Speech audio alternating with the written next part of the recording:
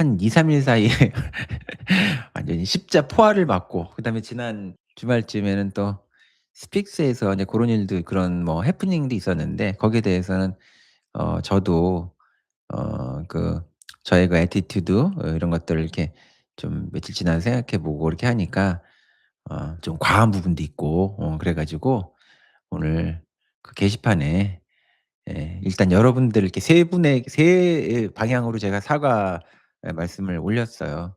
일단 방송을 보시고 계셨던 여러분들께 사과 말씀을 좀 올리고, 불쾌하셨을 수 있는데 그래서 죄송합니다. 저기 여기서 다시 또 말씀을 좀 드리고, 또 사회 보다가 굉장히 느닷없는 저의 문제 제기해 가지고 봅시다 하셨는데, 또 우리 노영희 변호사님한테도 좀 사과 말씀을 좀 드립니다. 그날도 사과를 결국은 거기서 하긴 했어요. 했는데 뭐 그냥 그런 와중에서 하는 사과다 보니까 어떻게 보면 좀 충분하게 서로 대지를 못했는데, 노영희 변호사님도 저한테 사과하셨고 그렇게 인제 마무리됐던 일인데, 그 이후에 봤더니 그게 막 짤이 엄청나게 돌고, 하여튼 그래서 다시 이 말씀을 좀 정식으로 좀 드려야겠다 해 가지고 게시판에 좀 올렸고요. 그다음에 우리 스픽스 대표 전기한 대표님께도 사과 말씀을 올렸습니다. 방송하는데 그날 수습하시느라고 되게 애쓰셨는데 어쨌든 그 장면이 가지고 있는 또 하나의 좀 어떤 상징적인 의미도 이제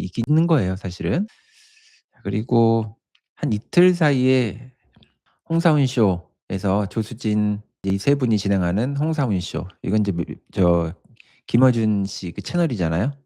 그 채널하고, 그 채널이 그 홍사훈 쇼에서 얘기했었던 그런 논리하고 거의 비슷한 어떤 논리로 매불쇼에서 유시민 요런 분들한테 비슷한 논리로 제가 엄청 십자 포화를 막 맞았는데, 오늘은 그 말씀을 좀 드리는 게 오늘 얘기의 좀 핵심이에요. 길게 진행할 수는 필요는 없고, 거기에서 인제 주로 문제 삼았던 게 그거잖아요. 그 홍사훈 쇼에서 그분들이 특히 제가 한국 정치를 바라보는 어떤 그런 좀 독특한, 여러분들이 처음 들으셨을 수는 있는데, 사실 여러분들은 그 얘기를 이해하시는데 크게 어려움 없이 그것을 이해하셨는데, 그분들은 잘 이해가 안 가시는지, 그게 이해가 안 가시는 건가요, 그게? 그렇게 안 가실 만한 일인가요? 제가 이제 한국 그분들이 노무현을 지지하는 사람들을 병자로 본다. 병자 정치라고 그런다. 이렇게 뭐 얘기를 하고,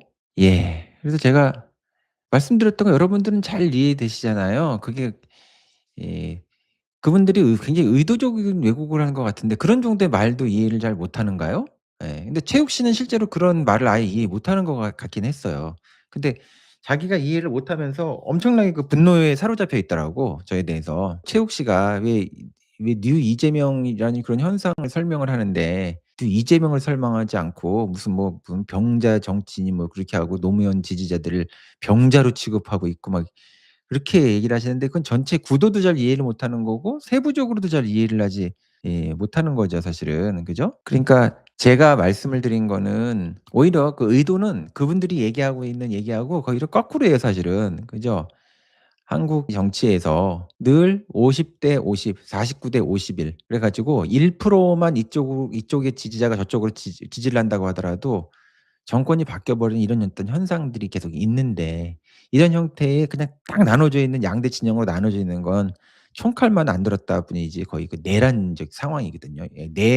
내전 상황이거든요. 이런 것들이 이제 어느 정도는 해소되고 극복이 돼야 되는데, 이재명 대통령의 이런 어떤 지지가 60 몇 프로 이런 정도 되는 이런 지지는 바로 그렇게 분열돼 있었던 한국의 이 두 진영. 근데 여러분이 좀 조심하셔야 돼요. 제가 그 오마이뉴스에 가 가지고도, 오마이 TV에서도 그 말씀을 드렸는데, 보수라고 얘기하지만 보수적인 사람이 있고 보수 진영이 있고 보수 세력이 있거든요.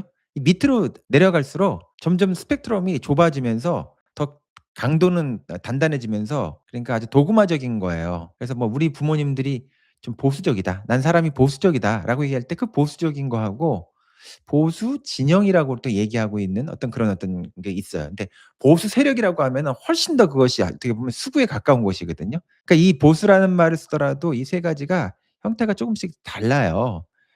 그런데 우리는 사실 옛날에 그 이영희 선생님이 보수와 진보, 그러니까 새는 좌우의 날개로 난다고 얘기했잖아요. 사회에서 보수적인 사람과 진보적인 사람, 이거는 사실은 선악의 그런 구도가 사실 아니죠. 보수적인 사람이 있을 수 있고 진보적인 사람이 있을 수가 있어요. 근데 거기에서 그 보수적이라고 하는 그 말은 앞에 그거 하고 있지만 훨씬 수구적인 방식으로 이런 것들을 이제 도구화해 가지고 아주 그 강도도 아주 강하고, 그리고 아주 범위도 작고 시야도 굉장히 좁으면서 어떤 넓은 차원의 어떤 관점의 보수성이나 성향의 보수성을 떠나 가지고 그 보수적이다라고 하는 그 말을 통해 가지고 실현시키려는 어떤 이해관계가 있는, 그걸 통해서 어떤 정치적 의도를 실현시키려고 하는 그런 형태의 아주 응집돼 있는 그런 세력이 있단 말이에요. 그거는 보수적이라고 하는 것하고 이 보수 세력 사이에도 또 간격이 있을 수가 있거든요.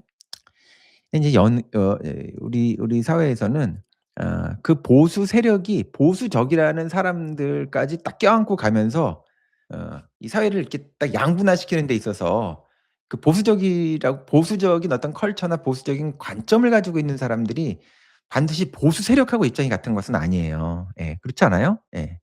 그런데 이제 그런 속임수가 있는 거야, 우리 사회에서는. 그죠? 예. 그러니까 여러분 그런 거예요. 우리가 투표를 할 때 보수적이라고 해 가지고 민주당을 안 찍을 이유가 별로 없어요. 보수적이지만 민주당을 찍을 수가 있는 거죠, 사실은. 보수 세력은 민주당을 찍기가 되게 어려워요. 그러니까 뉴 이재명이라고 불리는 그런 현상에는 보수적이라고 얘기를 하는데 보수 세력과 같은 것은 아니야, 그게. 그죠? 사람들이 가지고 있는, 일반적인 시민들이 가지고 있는 어떤 컬처나 관점에 의해 가지고 보수적인 어떤 그런 분들, 사람들이 있단 말이야. 국민들이 있단 말이야. 근데 그 보수적이라고 하는 그런 입장에 있었던 분들이 전적으로 이 민주당을 지지하기는 좀 애매하거나 석연치 않은 그런 것이 있었는데, 이재명 대통령의 어떤 리더십이나 이런 어떤 민주당을 전통적으로 지지하는 어떤 40% 정도, 지금 보여주고 있는 40 몇 프로 내외 정도 보여주고 있는 그거하고 대통령의 지지 사이에서 한 20% 정도가 있다고 했을 때, 제가 생각할 때 이 20%는 어디서 생긴 거냐?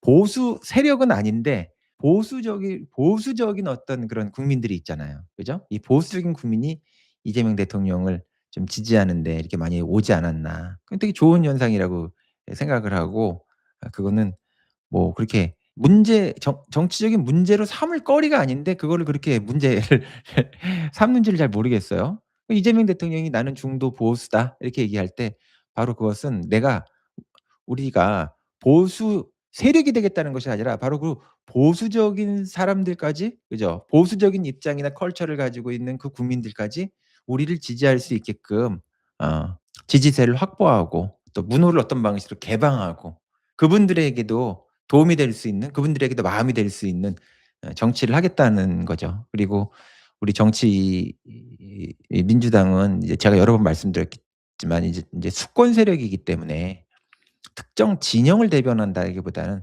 국민 전체를 이제 대변하는 그런 정당이 돼야 되는데, 거기에 호응하고 있는 게 바로 이 뉴 이재명 현상이라고 얘기할 수 있을 것 같아요. 예.